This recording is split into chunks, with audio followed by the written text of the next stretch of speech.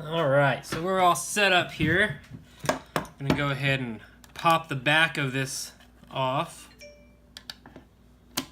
Sounds like my computer is trying to update.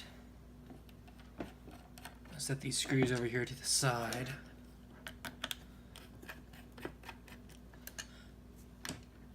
Pull off the back. Alright, so there's the circuit board. And feels like there might be one screw somewhere else. You know, I bet it's the these pots and the switch. So I'm gonna have to grab. See, I might be able to pull these off. I'm gonna have to go grab another screwdriver. All right, so we're back. Got some other screwdrivers here. I'm gonna move this soldering iron out of the way. Pull these knobs off. There's just two little set screws in here that pull those knobs off. Set them over there to the side. And let's see, I don't know if this wrench is gonna fit. Oh yeah, there we go. So this is a 10mm wrench. Right here, those things are actually kind of loose already. I've had this pedal for over 10 years, probably close to about 12 years or so. Yeah, those are definitely on the circuit board there. So now we got to get this switch off here. I'm too lazy to go out to my garage, so I doubt it's very tight. I'm just going to use these pliers here to loosen that up. There we go. A lot of this stuff isn't super tight. So now hopefully just kind of looking and making sure there's not any take these washers out. Make sure that there's not any screws or anything on here that I'm missing when I pull this circuit board out. I don't see anything. Oh, you know what? It might be that plug right there. I don't want to pull too hard on it.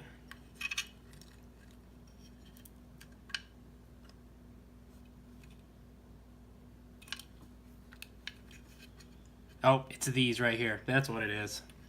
Alright, so yeah, these aren't very tight either. I can do those by hand. So it's always good when you're doing stuff like this to take your time. With that being said, I have to go teach a lesson here in a little bit. So I'm trying to hurry as quickly as I can to get this done. If you guys follow us on YouTube and see our channels and our videos and stuff, there we go, you'll see lots of little lesson videos and things like that. We offer guitar lessons as well. This thing is really not wanting to come out of here. There we go, nice and easy. Hopefully that didn't destroy it. Alright. So just kind of looking and seeing what all we got here. 2000. So this thing was built 18 years ago. So what we're looking for, I don't know if you guys can see this or not. Let's see if I can get the camera to focus or get the light on here. Get this one out of the way. So you'll see that there's a lot of little numbers on all of these pieces, and I see the one I need right now. What we're gonna do is, you see R2 right here, not R2D2, but R2. We are going to pop that guy off. So I got my soldering iron. And I want to make sure I get the right one. So I match it up from the back. So I see, if you've never done this before, one way to do it is I see that there's 3 right here together, 3 resistors. So I come over here and I should see 3 places where they go, and there they are right there. And the ones we need to take off are that one and that one. So what I'm going to do is I'm going to take my soldering iron here, And I am just going to very carefully, oh, that's hot. Touching it on the backside too. Don't do that. Very carefully touch these solder points and loosen up that resistor. So I can feel it loosening up now. Let's see if I can find a flathead.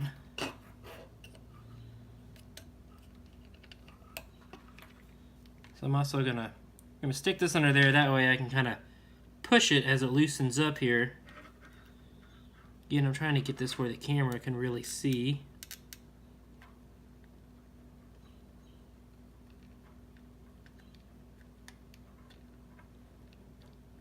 There we go. I think I got, yeah, I got one side free. So now there's just one more side that needs to come up. This time I'm gonna grab it. These pliers are almost too big, but let's see if I can make them work without having to turn the camera off and go back out into the garage. So I'm gonna hold it here. See if I can let gravity kind of do its job here. So I'm gonna hold it like that, kind of push, and I know you can't really see this. Let's see, where am I at? There we are. So we want this one right there. And I think I got it. All right, cool. So there's our resistor right there. And I'm gonna save this one. I'm gonna keep it over here on the side. And here's what we're gonna do. This is where the mod comes in.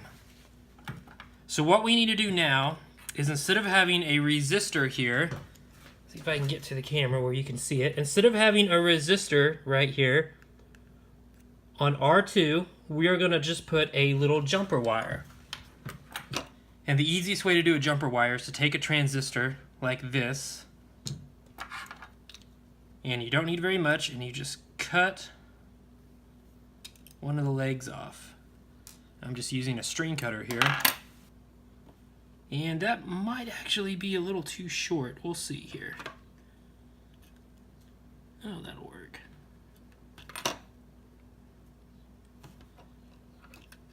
So now I'm gonna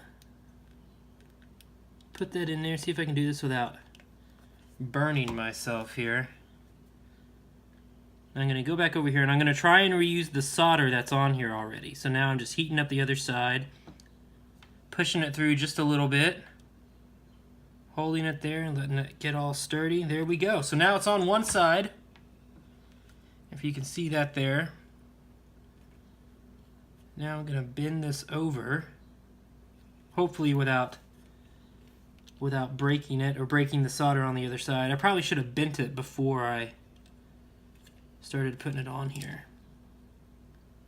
I'm trying to be real careful not to mess up the board or anything like that.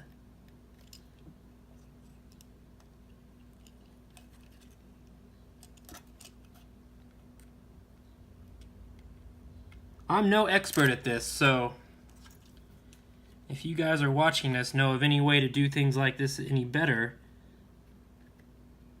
I pretty much have just learned all of this myself. There we go, I felt it push in. Yeah, and it's hot on this side too. Gotta watch out, it'll burn your fingers if you're not careful. Alright, so I think we are good to go. So now I'm gonna carefully put this thing back in its case. So I got the case right here. Let's see if I remember right. It seems like this side had to go in first. This might be kind of an interesting thing to get it all in there.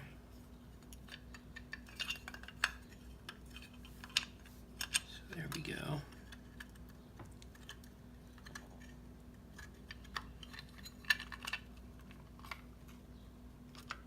And hopefully this works. And if it doesn't work, This is such an easy mod to do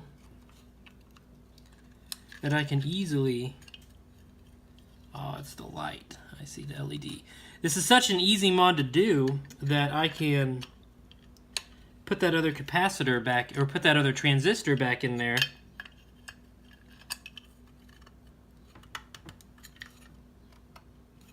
So I'm trying to do this without messing up the LED light. It looks like it's already kind of bent a little bit. I tell you, I've worked on a lot of pedals, and this is probably one of the trickiest ones I've ever messed with here. There we go. No, almost. I don't have all this. There we go. Alright, so now we're back in business. I'm going to leave this little piece of foam out. Well, no, I'll put it back in there. Why not? That's for the battery. So the battery has a soft place to land. Of course, we're not using a battery, so not that big of a deal. I got my old capacitor right here, so I'm going to leave that there. And I want to show you this really quick before I close this thing up. For those of you that don't know, there's a little bitty set screw right here. Try and get in here so you can see. It's a little bitty Phillips. That adjusts the intensity of the pedal. More so than the actual intensity knob here. So if you have the pedal and you're not quite sure that you like it a whole lot, you might try adjusting that. I've seen several places where Voodoo Lab says not to adjust it, that it's set where it needs to be. And I've also seen in other places, or I've been told, that they have said to adjust it to taste. So, I don't know if that's gonna fit. Nope. So you might kind of take a chance. What I do is I definitely adjust it because I didn't like the way that it sounded when I first got it. It sounded okay, but it wasn't too bad. And there's also this thing going around that says that these pedals drop volume whenever you turn them on. I have not experienced that. So if you do have a pedal, one of these, and the volume drops when you turn it on, you might need to address that in some other way. I've heard that their customer service is very good, so you may just hit them up and see if they'll send you a new one. But the volume shouldn't drop. That's never been an issue for me, but I've seen it happen to other people. I've had them say that the volume has dropped on theirs, so. Alright, and we're going to go ahead and we're going to close the whole thing up. See, okay, so here's one thing I did. I drew the set screw in here. I drew a little picture of it. And I put factory, or FAC for factory. That's how it was set. I'm sure I've changed it many times since then, so that's probably nowhere near what it was like from the factory. But really, all it does is adjust the, to me, it adjusted the range of the intensity. So how much it pulses. All right, I think we are about ready to move this party back to the room in there. Go ahead and put this guy back on. Oh, you know what? This one actually, I put another washer on one of these other ones, and I'm wondering if that washer was supposed to be here. I'm thinking it was.